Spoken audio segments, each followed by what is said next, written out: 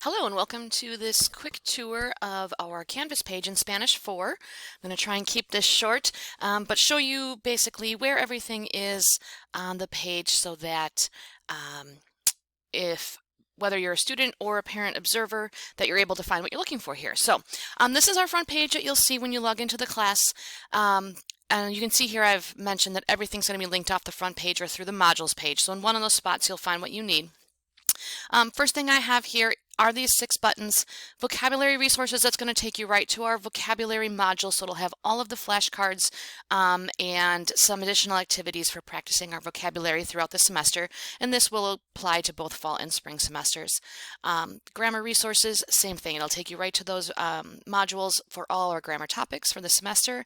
Listening and reading activities, right now most of those are actually going to be listening.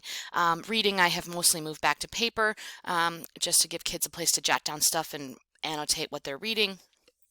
Tentative quiz dates, this is a document that has the quiz dates as at least initially planned. They might move around a little bit depending on needs or the schedule, but it gives kids an idea. At least I try to split them up throughout the semester there. Speaking and writing, rubrics and grades here, that's going to be where you can go to see exactly how I grade. Speaking and writing, the rubrics are all included there, and then as we go through the semester, the rubric grades and comments for the different things that students do will also be in that module. This last one here, Spanish music, one of the fun things we do is I count down the top 5 songs in a different country every week, and so I add them all to a Spotify list here, so that just links to that playlist out on Spotify, so if anyone wants a little Spanish background music for studying or for Cinco de Mayo party or whatever, this is just a link to that. So the important stuff down here, every week you're going to see our week at a glance. It gives a basic idea of what's happening every day, what's coming up in the following week. Down here, País de la Semana, that's the country of the week. So whatever country's here is whose top 5 songs we're counting down. And currently I'm including a dessert recipe that's typical to each country. So if anyone's out there is a baker or chef that wants to try some dessert recipes, they're linked throughout. If you just click through these, you'll go into different weeks, and you can see that all changing there. But most likely you'll be looking at the current week. Each of these days is linked to a more detailed agenda for each day. So we're just, if someone was gone here on Tuesday the 18th, if they click on that, it's going to take you right to the slide for the day. So this is what we're doing in class. So students, you can use this if you just want to see ahead of time what we'll be doing. Important dates will be the next couple of important dates coming up, usually quiz dates. You can see here we have a cumulative grammar test on the 20th and then a vocabulary quiz on the 24th there. And then this is the part for people who are absent. If you are gone, I will always put in here what you need or should be doing to either get that same practice from the day or to if there's anything you actually need to do for me. So in this case, we did take a quiz on that Tuesday, so the quiz will be in the Junior Study Hall Testing Center. When you return, make sure to make it up by the end of the day on Friday, October 21st. And I usually have those tests in there right away by 8th hour on the day that we take them.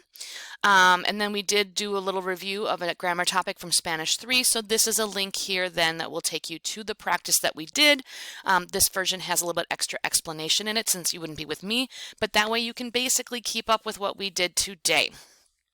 Anytime you're on one of these daily slides, you can always just click to return to the current week. On the side here, it does say click to see previous weeks. Like I showed you, you can click through. Otherwise, if I click on that, every single week is there. So maybe you wanted to go back to something, there was practice listed, etc. Okay, so that's that. Coming down here every week, I don't assign daily homework per se. I'm not going to tell you you have to do a certain thing every night, but I am going to keep a running list of all the things you could be doing. As we've talked about in class, Spanish 4 in first semester at least is total review grammar-wise of Spanish 3. So there's going to be things that you did well on last year that you don't need a whole lot of extra practice on, especially considering how much we'll do in class. So these are for you to pick from. This kind of shows some of the different things for the subjunctive that we've been doing.